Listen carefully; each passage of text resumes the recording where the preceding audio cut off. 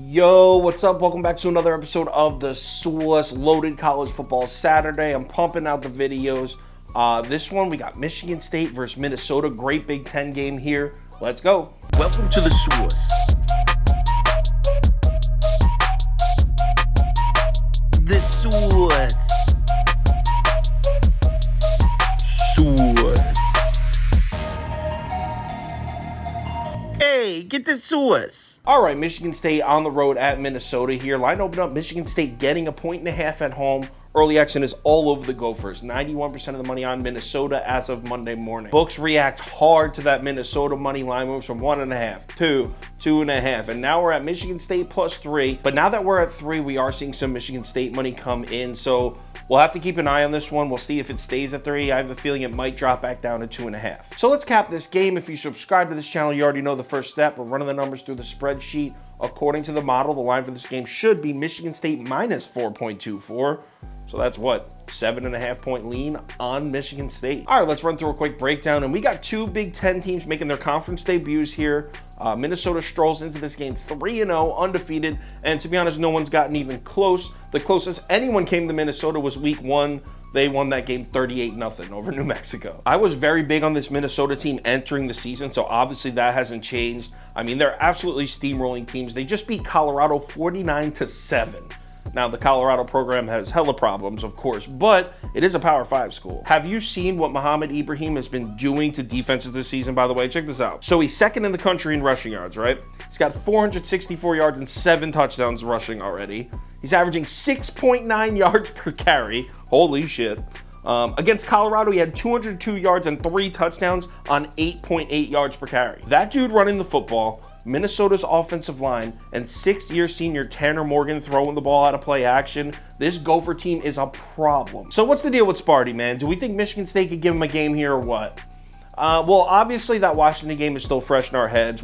Michael Penix and the Huskies up there beat up on Michigan State last week. That was so frustrating, by the way, because I went on a podcast before the season started, and I was talking about the Pac-12, and I was like, yo, I like this Washington team. I think they beat Michigan State in week 3.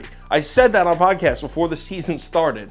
Last week, lines are there. I see Michigan State +3.5, and I take it. The books were begging people to take Michigan State, and I bit. Such a sucker move. I deserve that L. But anyway, let's talk about Michigan State's defense real quick. Obviously, it takes a huge hit analytically after getting lit up by Washington. But you know what? They're still hanging at 25th in the country in schedule-adjusted defensive efficiency. So even after that Washington game, the numbers are saying this Michigan State defense is still good as hell. What's more important is how Washington was able to score all those points, because it wasn't on the ground.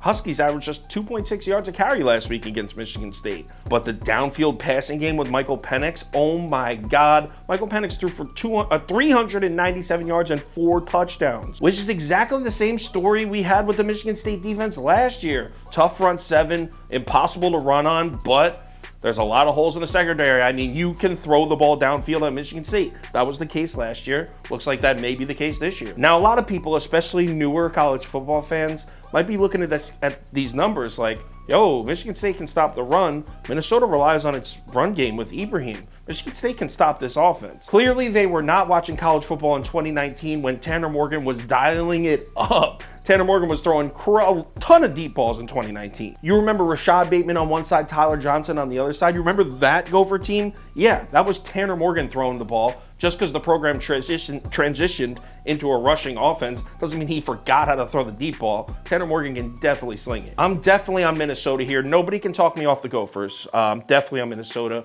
But I will say I'm a little worried about Michigan State entering this game coming off such an ugly loss.